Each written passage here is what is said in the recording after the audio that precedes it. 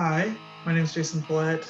I'm drafter, designer, IT specialist. I know it's a little bit mixy, but let's continue with that.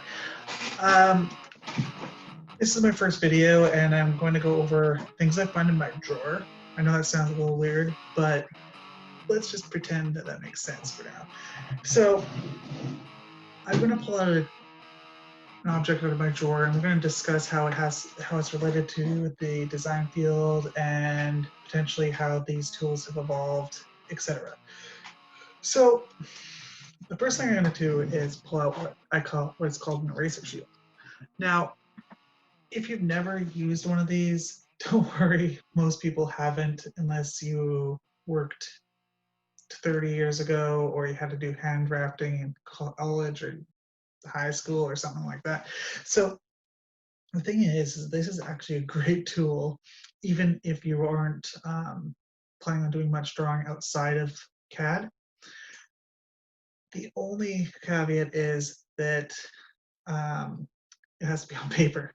So what you do is you happen to use all these different shapes, and they help you run the eraser along those edges and erase what's inside of that opening.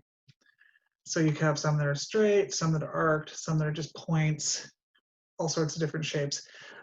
And if you're working on site or you're don't have access to a computer and just doing a quick sketch, but you made a mess of it and you just want to erase something on it, these are the great. You don't need to worry about it. You just have pencils. This is perfect. You don't. This is probably easy to slide in to any book, any notebook, or piece of paper that you're working on. So why I'm discussing this is essentially this is the same kind of methodology that you would use for your trim function in AutoCAD. So I'm just going to screen share here. Where are we?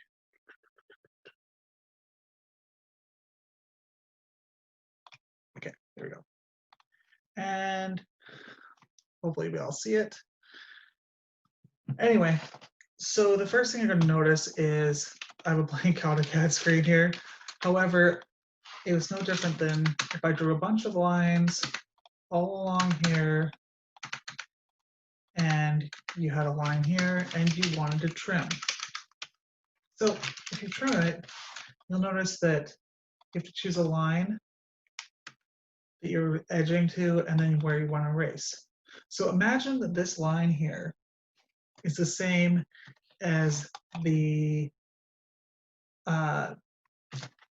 spot in which you ran your little eraser shield over, and you'll realize that the edge of your eraser shield would be here, and then you would just erase here. So this is very much a similar function with the same sort of thought process. So if you were drawing things, you would then trim. I know a lot of people don't like using trim functions and they prefer to draw things the straight away, point, point, point, that sort of thing. However, subtractive drafting is basically what you're doing on pieces of paper, and it's the most adaptable. So beyond that, besides all that, I want to just kind of, where are we? I'm going to stop sharing now, and we're just going to talk about it for a second. This amazing little tool, I think they're less than $1, might be $1.50, I can't quite remember. You can slide them in everywhere, and trust me, it's worth it. Thanks.